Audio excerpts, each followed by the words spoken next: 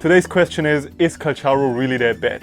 So there's a little bit of a debate going on with our silky white-haired sephirot lookalike, and in my opinion he looks very cool, he's very fun to play. He's the definition of this like sword fighting anime character that just goes pew, pew, pew, pew, and his playstyle is very fun. But somehow his kit and his recent nerf creates a little bit of a hot debate in the community. Is he good? Is he bad? Is he a waste of materials? Let's find out. First, I like to talk about his weaknesses. So what are his weaknesses? The main bummer in his kit are the bad mechanics with his heavy 4-day attack. So here's the problem. His enhanced heavy attack that is triggered with 3 4-day bars is very slow and it makes him very vulnerable. He cannot dodge in the attack animation without cancelling the attack. So it's very likely to get hit and potentially even die within his attack animation. The heavy attack is just like this, choo, choo, choo.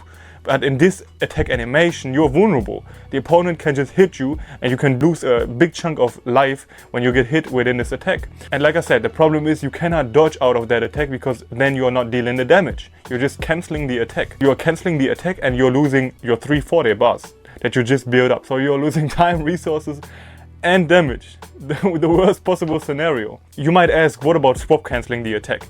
If you swap cancel his heavy attack, you're disrupting your rotation. So if you have a rotation from Calcharo to Yinlin to Verena, for example, you are missing out on Calcharo's outro ability, for example, because you are just swapping out this attack way too early. So his heavy attack is just standing in his way, and if you use it, you cannot really utilize an effective rotation, and it just makes the whole kit very clunky. But here's an even bigger problem. The heavy attack in his ultimate form requires 5 stacks. You need to build up 5 stacks and then you can do this heavy attack that deals massive damage. To deal massive damage with Calcharo, it is important that while you are in this ultimate state, you hit the enemy with multiple heavy attacks. So you need to build up your 40 bar, hit him with a heavy attack. Build up the 40 bar, hit him with a heavy attack. But the problem is the same over here. You cannot dodge in the attack animation. If you dodge, yet again, you miss out on a huge chunk of damage because the attack animation is simply cancelled. And yet again, if you build up your resources, so 40 bar 1, 2, 3, 4, 5, then you do the heavy attack, but you see, for example, the Heron is doing his big attack, you can simply not dodge because then you're losing all of your damage. And the stupid thing is that this damage from the heavy attack deals 50% of his total kit. So it's massive damage that you are missing out on if you're cancelling the attack. What's so stupid about his kit is that he's essentially a running target dummy. Another really contradictory thing is that if you do a counter attack, for example, you dodge and do a counter attack, you're not generating a 4-day bar. So you're essentially just playing like a tank, but you are not a tank. Dodging and playing swiftly with this character is literally forbidden. So as you can see, his kit is heavily standing in his own way. You simply cannot play him efficiently on higher levels. The Heron, for example, deals massive damage. If your character is not a tank but plays like a tank, he will die. So Calcharo doesn't have an iron armor, he doesn't have a shield.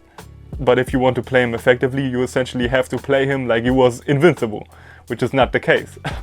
Another negative for Calcharo is this small pointy attack cone that he has. So if he attacks, he has this small pointy attack cone and you just deal damage in a very linear type of way, which means that you are like mostly hitting 1 or 2 enemies at a time.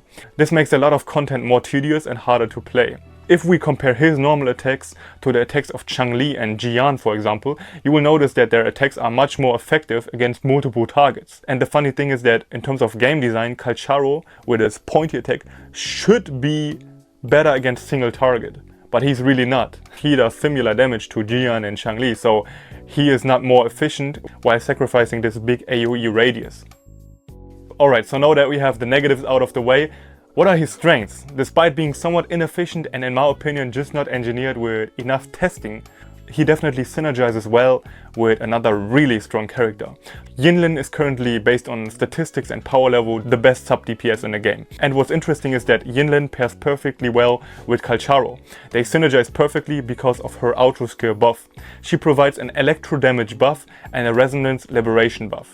And as we all know, Calcharo is an electro damage type, and his resonance liberation, like I said earlier, makes up a huge part of his damage. To be specific, about 50% of his damage, which is massive, comes from his resonance liberation ability and his heavy attacks in his ultimate form, which are boosted from Yinlin's outro. And therefore, if you pair Yinlin with Calcharo, you have a pretty good game. And here we can see, just because Yinlin and Calcharo pair so good together, you can still clear all the content in the game and they are very strong. People have shown time and time again that you can clear the late game content even with teams like Calcharo, Senhua, Verena. So you can definitely clear the late game content with Yinlen and Calcharo as well.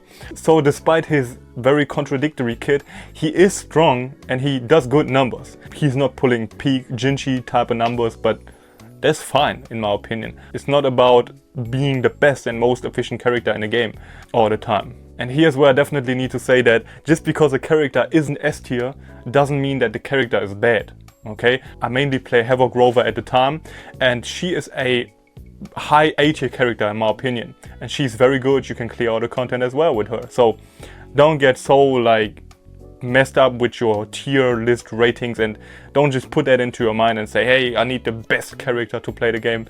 This is not the reality that we are living in. Okay, so you can play even a D tier character and clear the highest level content. So don't get so like tangled up in this whole efficiency type of dilemma. I'm planning on pulling Changli, and even with Changli we have some problems. We don't have a like super efficient second team partner for Changli, but still I'm pulling her because I think she's just aesthetically pretty cool and she plays super cool. So here we finally get to the question that you're probably asking yourself: should I build him? Should I invest my materials into him? If his visual style and playstyle speaks to you, maybe. Maybe. But I would personally wait for Kuro to adjust his kit. You know, maybe they give him an update in the future. A lot of people have been complaining about Calcharo. Maybe Kuro listens to the community, but who knows? It's all speculations. People have said that they might change up his kit, but I don't know about that one. Take that with a massive grain of salt, because people talk about a lot of things when a day is long, right? Getting and spending your materials on this character to level him up is definitely time consuming and painful, so think about that decision twice, okay? If Kuro doesn't adjust his kit in the near future, I would just wait for another character. There will probably be another character that has a somewhat similar playstyle in the future. I mean, look at Calcharo. It's just a perfect weep fantasy, right? He's a sword-slinging samurai type of anime character. We all love these types of characters. There will probably come another character that just looks as cool as him and plays even better in the future. So yeah, so those are all the points that I got for now. Last but not least, if you pulled him, don't worry, because we are in the early stages of the game. You have plenty of time to pull and build another character. So don't get frustrated about it if you have him on level like 20, 30, 40 or something. It's okay. We're in the early stages of the game. We have plenty of time. We can build another character. If you're not sure who to build, Havoc Rover is a solid free-to-play good option. She's free-to-play friendly, you will get her upgrades all for free, and she's a very safe option. And in the future there will always be a better character coming out, right? As of now, Kuro is not really like power creeping the game too much, but there's definitely going to be a cooler character in the future. So don't get so worried about who to play, just play whoever you like. It's not all about efficiency. As of now, the safe options are probably Encore, Havoc Rover, Changli, and probably like Jinchi. Jinshi's the best one, but we don't have her banner anymore, right? Bro, I promised you I'll make that video for you. There you got it. I hope your questions have been answered, and I hope that other people with the same problem got some value from this video as well. And guys, if there's anything in your mind, put it in the comments below. I reply to everybody. A like would give this video a chance to grow. And yeah, if you're interested in Wuthering Waves content, just check out my channel. Stay blessed. See you in the next one. Ciao, ciao.